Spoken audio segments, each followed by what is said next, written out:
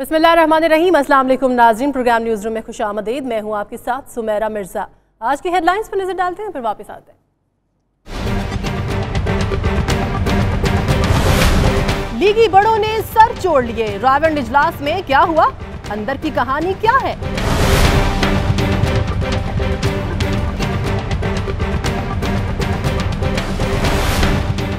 Don lake civil military ताल्लुकात अहम मोड़ पर।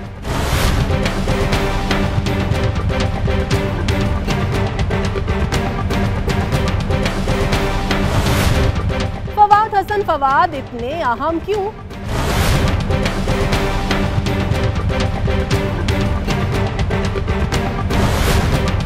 कप्तान ने कराची में मैदान सजाया, कराची में सियासी दर्जा हरारत उरूज पर।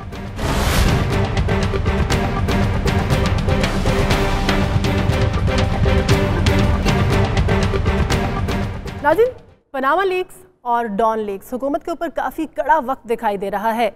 गुज़िश्ता रोज़ नून लीग की तरफ से एक इजलास किया गया, लेकिन उसका एजेंडा ना तो मीडिया के सामने आया और ना ही उसके बारे में किसी ने कोई बयान दिया। निज़ामी साहब, क्या बात है, नून लीग इस तरह से क्यों बिहेव कर रही है, क्यों एजेंडा छुपाया जा रहा है? नहीं, एजेंडा तो बिल्कुल वाज़ेह था। जो रायवन वाली मीटिंग थी जी, आप ये कहें कि उसके अंदर जो कुछ हुआ उस बारे में कोई मीडिया को ब्रीफ नहीं किया गया और वो काबिल फ़हम है क्योंकि मामला ख़ासा सेंसिटिव है। एक तो जो रिपोर्ट है उसको बड़े ही सिलेक्टिव तरीके से जारी किया गया, जिस पे यानी ये बड़ी एक किस्म की भोंडी कोशिश थी कि इसमें से कुछ तो सिलेक्टिवली बता दिया जाए, बाकी छुपा लिया जाए। फवाद हसन फवाद जो प्रिंसिपल सेक्रेटरी है, उनके हवाले से एक लेटर जारी हुआ जिसमें सबको मालूम है कि उनको सैक कर दिया गया था। तारक फातमी साहब को, रावत हसीन जो PIO हैं वो चले गए। डॉन की को हैंडल करने के लिए उनके एडिटर को और रिपोर्टर को एक नीम बरूं किस्म की बात के जी APN सब उनको हैंडल करेगी। जी। वो तो अपनी जगह पे है, लेकिन जो असल बात है ना, वो जिससे सारा इस मामले में ख़राबी पैदा हुई है, यानी ये तो कह दिया कि हुकूमत ने मैंडेट की है, लेकिन जो DG ISPR हैं पाकिस्तान की फ़ौज के शोबा तलक़ के सरबराह मेजर जनरल आसिफ ज़हूर ने जो ट्वीट में कहा है कि डॉन लीग के हवाले से जारी किया गया ऐलान इंक्वायरी बोर्ड के सिफारिशात के मुताबिक नहीं है सही, और इस नोटिफिकेशन को मुस्तरद किया जाता है। अंग्रेज़ी में इसको ज़रा ज़्यादा सख्त लफ्ज़ लगता है कि इसको रिजेक्ट किया जाता है। सही। ये दरअसल मेरा ख़्याल है कि मेजर जनरल आसिफ गफूर का जो ये ट्वीट है जी, ये भी आउट ऑफ लाइन है। इस पे ज़ाहिर है कि रिएक्शन होना था। फ़ौज हुकूमत का हिस्सा होती है, बिल्कुल सही, लेकिन अगर हमारे यहाँ स्पेशल सर्कमस्टांसेस हैं तो ISPR और हुकूमती नुमाइंदे, यानी कि इसमें चाहे वो फवाद होते या इंटरियर मिनिस्ट्री होती, जी, बैठ के एक जॉइंट ड्राफ्ट करके उसको रिलीज़ कर देते, लेकिन उन्होंने ऐसा करने से इज्तनाब बरता, जिससे एक पाकिस्तान की, मैं ये समझता हूँ कि वो लोग जो पाकिस्तान पर नुक्ताचीनी करते थे कि यहाँ पे सारे जो all the shots are caught by the army, उसको एक किस्म की तस्दीक हासिल हुई। ठीक है, बिल्कुल सही। गुमर साहब, क्या कहेंगे? मुमकिन डिस्कशन की खबरें भी सामने आई, लेकिन वो मरियम नवाज की तरफ से ट्वीट सामने आया और उनको मुस्तरद कर दिया गया। वज़ीर इत्तलात पूरे फ़राइज़ निभा रही हैं मरियम साहिबा। इससे पहले गुमर साहब, हम लोग आपको बताना चाहेंगे कि डॉन लीक्स पर जो हमारे एनालिस्ट ने जो भी बातें कही प्रोग्राम्स में, 3 अहम पॉइंट्स थे, तीनों पॉइंट सच साबित हुए। उसको देखते हैं, फिर उन पर बात करते हैं। तारक फातमी साहब जो हैं, उनका नाम आ रहा है। PIO रावत हसीन साहब, उनको कुर्बानी का बकरा बनाया जाएगा। परवेज रशीद साहब को एब्जॉल्व कर दिया गया। सिविल और मिलिट्री के जो ताल्लुकात हैं, रिपोर्ट से काफ़ी चीज़ें जाहिर हो जाएंगी, उसे पता चल जाएगा। मैं नहीं समझता कि ये रिपोर्ट जो है वो अवाम को या जो कंसर्न्ड हल्के हैं, मुतल्लिका हल्के हैं, उनको मुतमईन कर सकेगी। जी गुमान साहब, क्या कहेंगे? अच्छा सुमेरा, इस पे डिस्कशन जाने से पहले थोड़ी सी ना इस खबर का बैकग्राउंड जानने की बड़ी अच्छी ज़रूरत है, ताकि नाजरीन को समझ आए कि असल सूरत हाल हुई क्या थी। 6 अक्टूबर को ये खबर छपती है और ख़बर में पाकिस्तान आर्मी पे ये इल्ज़ाम लगाया जाता है। उस खबर के हवाले से सिविलियन क़यादत ये कहती है कि हम ये कालादम तंजीमें हैं उनको पकड़ने की कोशिश करते हैं, ये जो एंटी स्टेट एक्टर्स हैं, नॉन स्टेट एक्टर्स हैं, उनको पकड़ने की कोशिश करते हैं, लेकिन जो फौज है वो साथ नहीं दे रही, स्पेशली ISI लोगों को छुड़वा लेती है। उसके बाद उसी दिन जिस दिन खबर छपती है उसी दिन ये होता है कि 3-4 क्लैरिफिकेशन आ जाती हैं। प्राइम मिनिस्टर ऑफिस से क्लैरिफिकेशन आ जाती है, उसके बाद फॉरेन ऑफिस से क्लैरिफिकेशन आ जाती है, चीफ मिनिस्टर पंजाब का चूंकि उसमें डायरेक्ट रेफरेंस दिया गया था, उनकी DG ISI की चपकलश हुई है, उनकी तरफ से क्लैरिफिकेशन आ जाती है कि ये बिल्कुल मनगढ़ंत एक प्लांटेड स्टोरी है। उसके बाद 10 अक्टूबर को एक मीटिंग होती है प्राइम मिनिस्टर साहब की जनरल रहील शरीफ साहब के साथ। उसके अंदर जो अगर स्टेटमेंट अगर आपके पास पड़ी है, मेरे प्रोड्यूसर साहब दिखा सकेंगे, उसमें लिखा जाता है कि इस खबर के छपने से वाइटल नेशनल सिक्योरिटीज हर्ट हुए हैं, अंग्रेजी के अंदर ये उसमें लिखा गया। जी। उसके बाद 14 अक्टूबर को एक कोर कमांडर कॉन्फ्रेंस होती है, उसके भी बयानिए के अंदर यह लिखा जाता है कि नेशनल सिक्योरिटी ब्रीच हुई है। उसके बाद 29 अक्टूबर को एक स्पेशल फेडरल कैबिनेट मीटिंग होती है, उसमें यह कहा गया है कि ये बिल्कुल खबर गलत है और ये नेशनल सिक्योरिटी ब्रीच हुई है। और उसी कैबिनेट मीटिंग में ये डिसाइड हुआ था कि हमारे जो फॉर्मर इंफॉर्मेशन मिनिस्टर हैं वो अपनी जिम्मेदारियां जो उनकी निभानी चाहिए थी इस खबर के हवाले से वो नहीं निभा पाए, खबर नहीं रोक पाए, जो भी था वो हो गया। उसके बाद सारी कमेटी बनती है, 7 मेंबर कमेटी बैठती है, वो सारी रिकमेंडेशन दे देती है, उसके बाद ये सारा मसला मसाइल हल हो जाता है। अब ये छुट्टी वाले दिन क्या जरूरत पड़ी, हुकूमत की बदनीयती तो इसे जाहिर हो जाती है कि आपको छुट्टी वाले दिन इस तरह नोटिफिकेशन निकालने की क्या जरूरत पड़ी। आप अक्सर औकात करते क्या है, किसी भी इशू के ऊपर DG ISPR, पिछले दिनों मर्दमशुमारी का इशू था, DG ISPR बैठा, साथ में जो वजीर इत्तलात हैं वो बैठी, आपने एक ज्वाइंट प्रेस कॉन्फ्रेंस की, वहां पे लोग आपने सवालात लिए, जवाब दिए, बात खत्म होगी। इस इशू पर भी क्या मुजाहिका था कि आप DG ISPR आ जाते, क्योंकि डायरेक्टली इल्जाम एक अदारे पे लगा हुआ है, उनका भी पॉइंट ऑफ व्यू आ जाता, साथ वजीर इत्तलात बैठ जाती और लोग आप कह रहे हैं कि सवाल ले लेते, ये हमारी रिकमेंडेशन है, ये सिफारिशात हैं, कमेटी ने इस तरह काम किया, मसला हल हो जाता। अभी देखें उस हुआ क्या है, उस जो नोटिफिकेशन के अंदर कुछ भी नहीं हुआ। जिस तरह निजामी साहब ने कहा APNS का कोई काम ही कोई नहीं है, ये कोड ऑफ कंडक्ट बनाने से, वो तो एडवर्टाइजमेंट को कंट्रोल करती हैं। फातमी साहब would remain as the special assistant. साहब निजामी साहब आपसे कुछ सवाल करना चाहते हैं और APNS पर भी निजामी साहब का मौक़िफ़ लेंगे, लेकिन इससे मुझे ब्रेक की जानिब जाना है। ब्रेक के बाद वापस गुफ्तगू का सिलसिला जारी रखेंगे, कहीं मत जाइएगा, स्टे विद अस।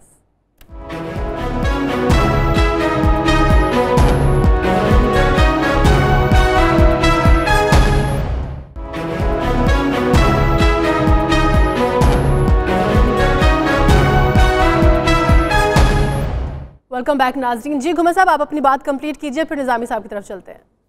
अच्छा, मैं वही कह रहा था, उसके बाद जिस दिन ये रिपोर्ट आती है, वो वज़ीर दाखिला जो निसार कराची में, वो कहते हैं ये मेरे इल्म में नहीं है, मेरी मर्जी के बगैर कैसे निकल गया, क्योंकि वो फोकल पर्सन थे इस सारी इंक्वायरी कमेटी के, जो इंक्वायरी कमेटी बनी थी, सारी इन्वेस्टिगेशन उनके अंडर हुई, सारा उनकी मिनिस्ट्री उसमें इन्वॉल्व थी। अच्छा, उसके बाद वो आ जाता है, उसके बाद फिर वही देखना ये है कि अब क्या वजह है कि आप एक इदारा है जिसके ऊपर इल्ज़ाम लगा है, उसको आप कॉन्फिडेंस में ले लेते या उसे बात शेयर कर लेते कि ये हम रिलीज करने जा रहे हैं। इस नोटिफिकेशन के हवाले से कुछ भी नहीं हुआ।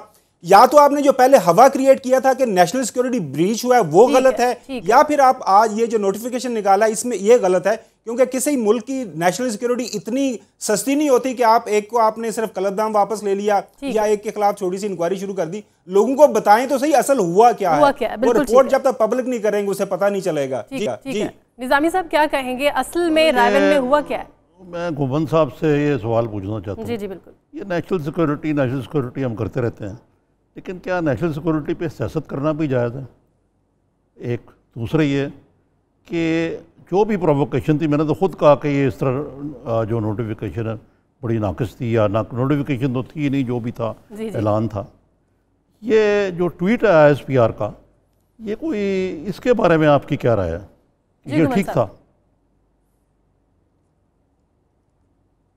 देखें सर जी, पहले तो मैं ये बता दूं कि इस पे सबसे पहले प्राइम मिनिस्टर ऑफिस की तरफ से बयान आया था। नहीं, आप मेरे सवाल का जवाब दें, ये इफ्स एंड बट्स में ना जाएं कि यूं हुआ था और ये हुआ था। ये तारीख मुझे मालूम है, मैं आपसे एक सवाल अच्छा नहीं, मैं कह रहा हूँ नेशनल सिक्योरिटी अगर ब्रीच हुआ था, ये गवर्नमेंट का खुद मानना था, ये किसी दूसरे मैंने और आपने नहीं कहा था, ये गवर्नमेंट का अपना कहना था। नेशनल सिक्योरिटी मैंने नहीं कहा, ये तो आपने कह दिया, मैं ट्वीट की बात पूछ रहा हूँ आपसे। सर मेरे ख्याल के मुताबिक एक इदारा है जिस पे इल्जाम लगा हुआ है कि आपने ये गलत काम किया है, आप मुल्क के अंदर ये गलत काम कर रहे हैं, उसके बाद वो जो कमेटी बनी थी उसका 40% हिस्सा आप थे, उसके अंदर MI का एक रिप्रेजेंटेटिव था, एक ISI का रिप्रेजेंटेटिव था।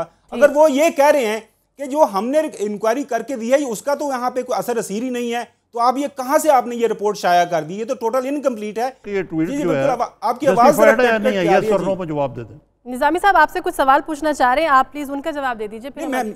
मैं बिल्कुल जस्टिफाइड है सर, एक इंस्टीट्यूशन का रिस्पांस है। मैं अब ये बात करना चाहूंगा, खुदा न खास्ता को प्राइम मिनिस्टर ऑफिस में नहीं कोई डायरेक्ट करके, मैं ये करना चाहूंगा, मेरे नजदीक ये बिल्कुल जस्टिफाइड नहीं है।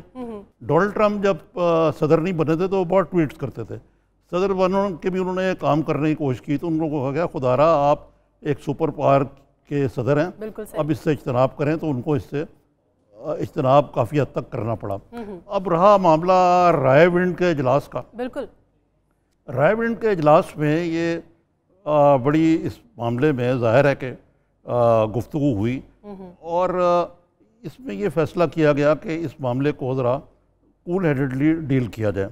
अच्छा। और इस मामले में भी कहा जाए कि जी कुछ लोग जो हैं इसमें बीच में पड़े हैं या वो मिले आर्मी चीफ से, लेकिन मरियम नवाज़ ने इस बात की ट्वीट करके तरदीद कर दी कि जी वो कहती हैं कि ऐसी कोई बात नहीं हुई।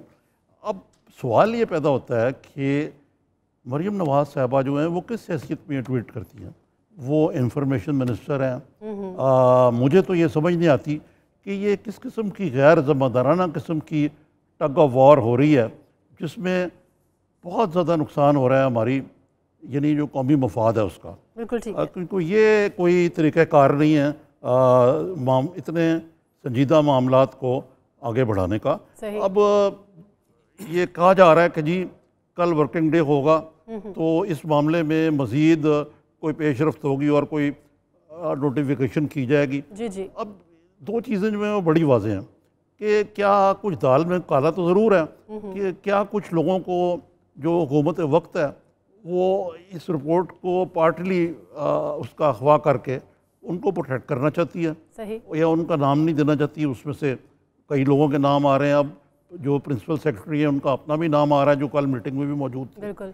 अब इस सारे खदशात को या जो कुछ भी है उसको ख़त्म करने के लिए ज़रूरी है कि इस रिपोर्ट को मिनो पूरा शाया किया जाए। ठीक। ये बदकिस्मती है पाकिस्तान की कि यहाँ कमीशनें बनती हैं मामलात को टालने के लिए, और हुकूमतों की कभी नीयत नहीं होती कि वो कमीशन की रिपोर्ट शाया करें, चाहे वो एबटाबाद कमीशन हो या वो लाहौर वाला कमीशन हो या उससे पहले हमूदुर रहमान कमीशन हुआ था, मुल्क टूट गया। सही। और ये जो मौजूदा कमीशन है इस रिपोर्ट को भी ले तो लाल के साथ शाया किया जा रहा है, लेकिन इससे ये बात जो है पूरी तरह वाज़ेह हो गई है। जो बड़ी खबर ये है कि फ़ौजी क़यादत और जो हमारी सिविलियन क़यादत है इसके अंदर इतना ज़्यादा बोध हो गया कि अब इसको ब्रिज करने के लिए अगर कुछ ना किया जाए तो इससे डेमोक्रेटिक अदारों को शदीद नुकसान पहुंचने का खदशा है। घूमन साहब आप क्या कहेंगे डॉन लीग्स के मामले पर? सिविल मिलिट्री बयानात में पहले भी हम तजाद देखते रहे हैं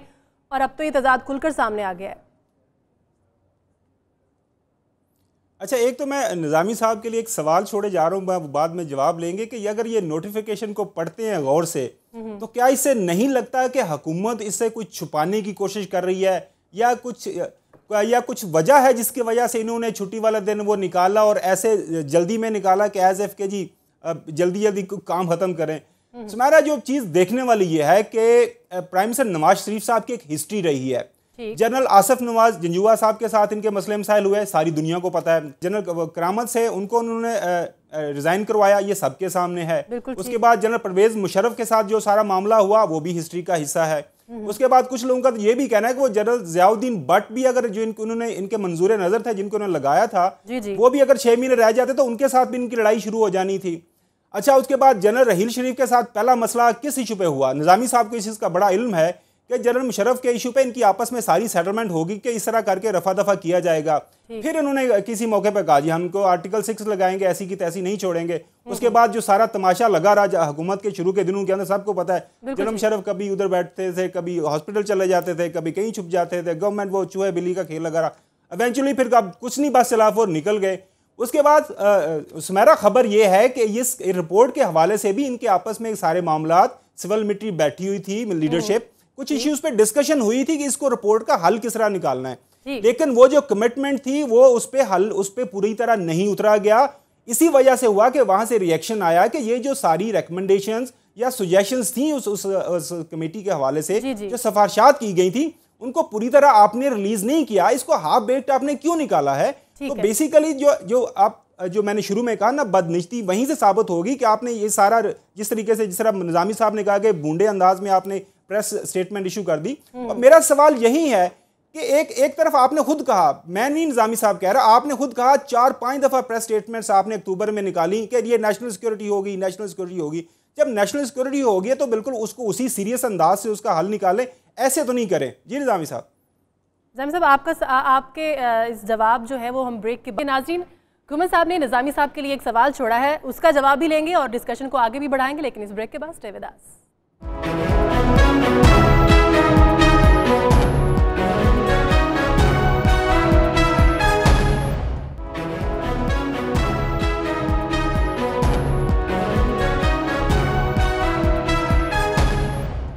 वेलकम बैक नाज़रीन। बात करेंगे घुमन साहब ने जो सवाल छोड़ा था निजामी साहब के लिए, उसके ऊपर भी बात करेंगे, लेकिन उससे पहले हम बात करना चाह रहे हैं कि हुकूमत के लिए एक और बड़ा चैलेंज सामने आ रहा है कि राव तहसीन ने अपनी बरतरफी को चैलेंज करने का ऐलान कर दिया है। निजामी साहब क्या समझते हैं, हुकूमत के लिए मुश्किलात बढ़ रही हैं? जी मुश्किलात तो हर हुकूमत के लिए बढ़ती हैं, लेकिन इनके लिए ज़रा काफ़ी आजकल बढ़ी हुई हैं। एक तरफ वो इमरान खान साहब 10 अरब जो है वो कह रहे हैं कि उनको दिया गया, दूसरी तरफ वो कराची में भी कल बोल रहे थे, लेकिन मुझे लगता है कि वो मामला कुछ ठंडा पड़ता जा रहा है अब। असल मामला ये जो डॉन लीक्स का ये ज़रा अभी सीरियस नेचर का है, क्योंकि इस ट्वीट से ज़्यादा कॉम्प्लिकेट हुआ है और हुकूमत की मिस हैंडलिंग से। जहाँ तक घुमन साहब का मुझसे सवाल का तल्लुक है, उसका तो मैंने पहले ही जवाब दिया है कि यकीनन इसमें कुछ किसी न किसी चीज़ की कुछ तो है जिसकी पर्दादारी है। बाकी इसमें मैंने तो ये नाम भी लिए कि शायद इनको बचाने के लिए किया गया, लेकिन जब तक ये रिपोर्ट पूरी तरह सामने नहीं आती, ये it is in the realm of speculation, हम क्या सराई कर सकते हैं। घुमन साहब बड़ा 16 अक्टूबर 2016 से लेके अब तक का सारा मामला उन्होंने खींचा है। उन्होंने एक और बात कही है जो बड़ी अहम है।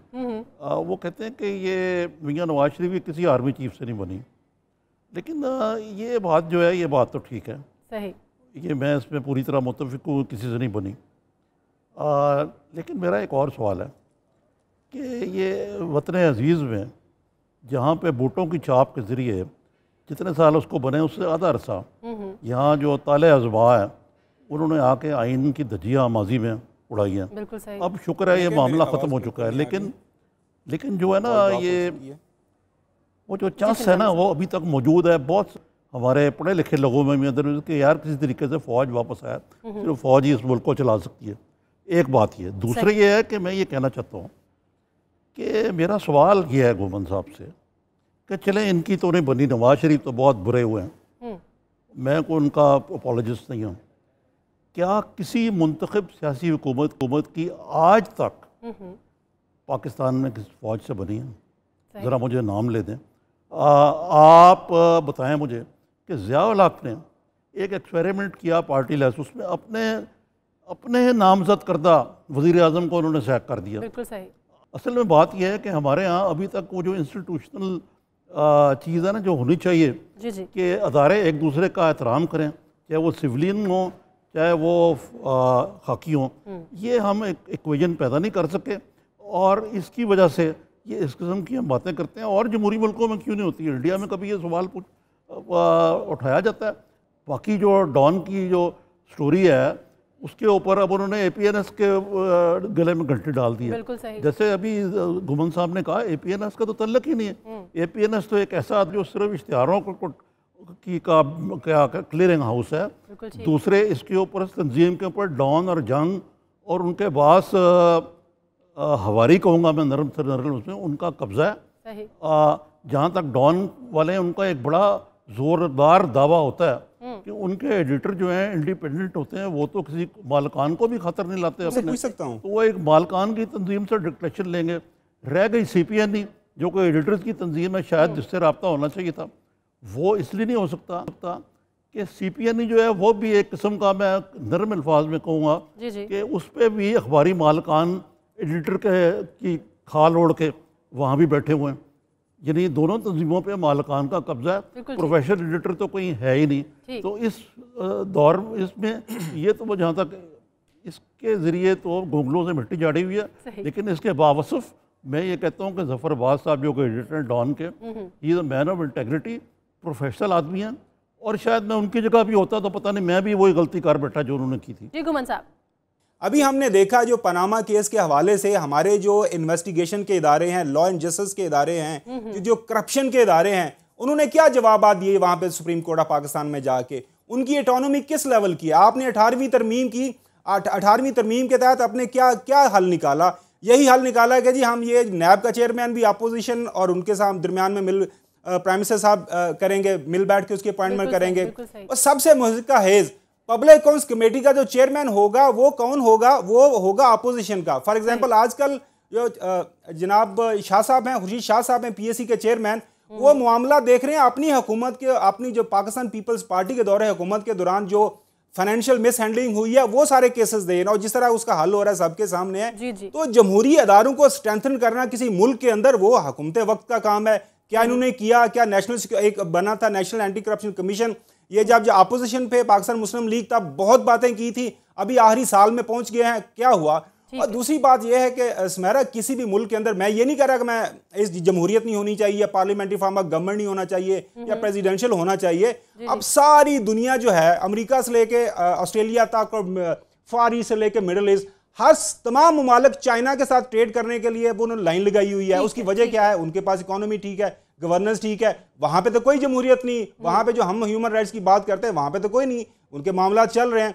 अब हम रशिया की तरफ देख रहे हैं, रशिया के अंदर क्या चल रहा है? वन पार्टी रूल चल रहा है। मैं उन सिस्टम की बिल्कुल मैं कोई सपोर्ट नहीं कर रहा, मैं तो ये कहने की कोशिश कर रहा हूं कि हर मुल्क के अंदर जो गवर्नेंस को इंप्रूव करना है, या कोई भी सिस्टम, कोई भी तरीका कार हो, उसके अंदर जो हुकूमत वक्त है, जिन पे रिस्पॉन्सिबिलिटी है, उन्होंने करना है ना। अब ये पहले पाकिस्तान पीपल्स पार्टी थी, अब ये है। जब करप्शन की बात आती है तो वो इमरान खान बिल्कुल ठीक कहता है कि फिर इनको जमहूरियत याद जाती है, जमहूरियत खराब हो गई। भाई सीधी सी बात है, आपने कमेटी बनाई थी, सिंपल सा इश्यू था, एक स्टोरी का इश्यू था, महीने के अंदर उसमें जो लोग रिस्पॉन्सिबल थे, जिन्होंने गलती की थी, निकाल देते। आपने 6-8 महीने लटका के रखा, इतनी कॉन्स्पायरेसी थेरीज उसके ऊपर आई, इतनी कॉन्स्पायरेसी थेरीज। और एक बात मैं निजामी साहब से ये सवाल जरूर पूछना चाहूंगा कि अक्सर प्रोग्राम में जो है निजामी साहब ने कहा है कि जनरल रहील शरीफ अपनी मांग रहे थे एक्सटेंशन। तो निजामी साहब, जनरल रहील शरीफ ने तो ISPR के थ्रू एक दफा कहलवा दिया था कि मैं एक्सटेंशन में इंटरेस्टेड नहीं हूं, ऑन द रिकॉर्ड एक स्टेटमेंट इशू की थी। इसी दिन नवाज शरीफ साहब भी हिम्मत करे ना कि मेरे से एक्सटेंशन जो मांगते थे जबरदस्ती और मैंने नहीं दी। जमहूरियत है, शफाफियत है, अकाउंटेबिलिटी है, क्यों नहीं बताते लोगों को? ये बयानी हम देते रहते हैं। लेकिन इस वक्त मुझे ब्रेक की जानिब जाना है ना, ब्रेक के बाद वापिस आएंगे, फिर निजामी साहब से इस सवाल का जवाब लेंगे।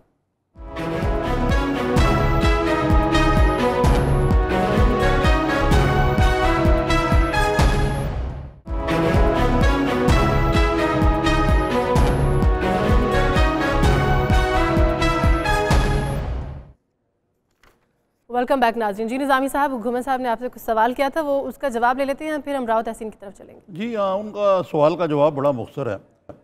वो कहते हैं कि सियासतदान जो हैं ये बड़े करप्ट और पुअर गवर्नेंस है इनकी। तो चीन और रूस में तो आमरीत यहाँ भी होना चाहिए। दरअसल बात यह है कि हमें जमहूरियत का कीड़ा लड़ा हुआ है। सही।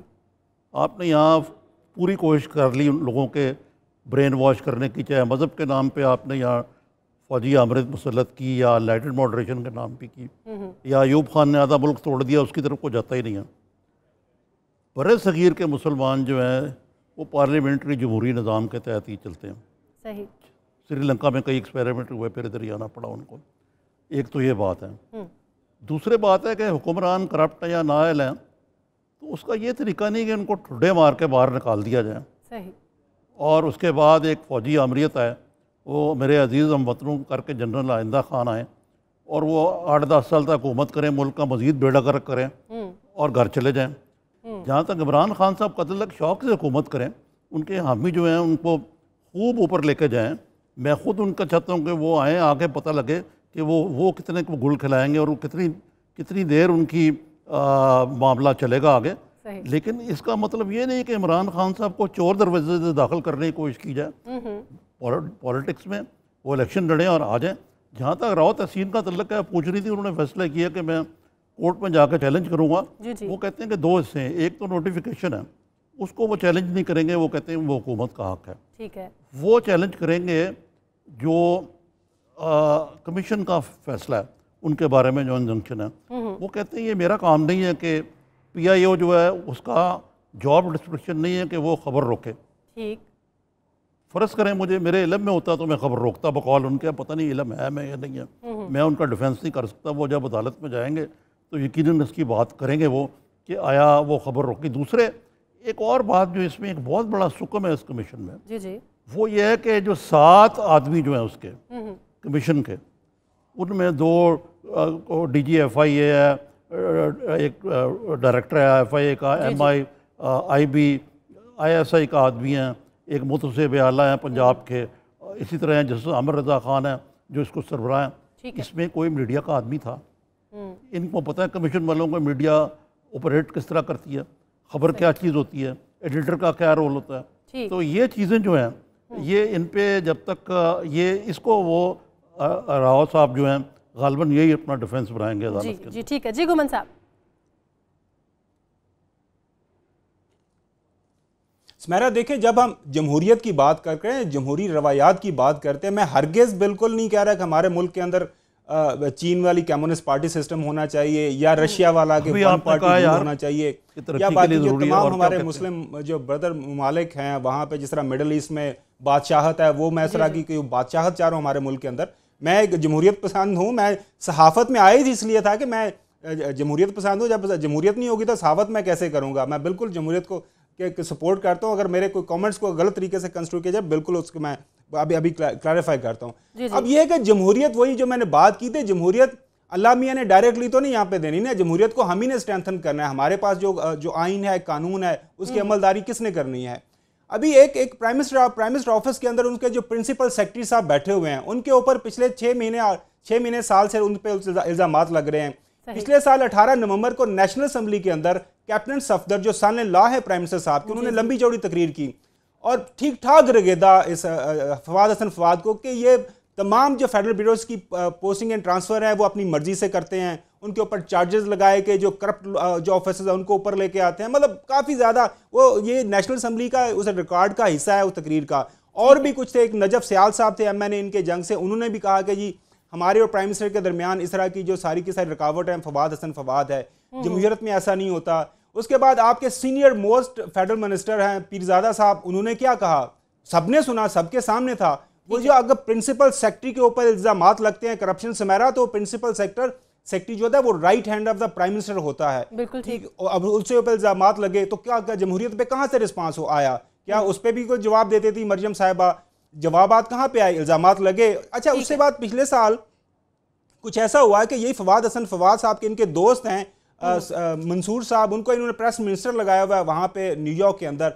उनकी रिटायरमेंट हो गई, रिटायरमेंट के बाद एक एक्सटेंशन दी, दूसरी दी, तीसरी दी, उसके बाद सारे कवानीन को बालाए ताक रख के एक जब ऑफिसर की रिटायरमेंट हो जाती है उसको एक्सटेंशन नहीं दी जाती, उसको कॉन्ट्रैक्ट पे लगाया हुआ है। अब उनका दिसंबर 2017 तक आपने कॉन्ट्रैक्ट कर दिया। फवाद साहब के 10 निजामी साहब आपसे नाम पूछ रहे हैं, क्या नाम था उनका? तैयार है हम, उनका मसूद हैं। हाँ बस ठीक, मसूद साहब जी ठीक है।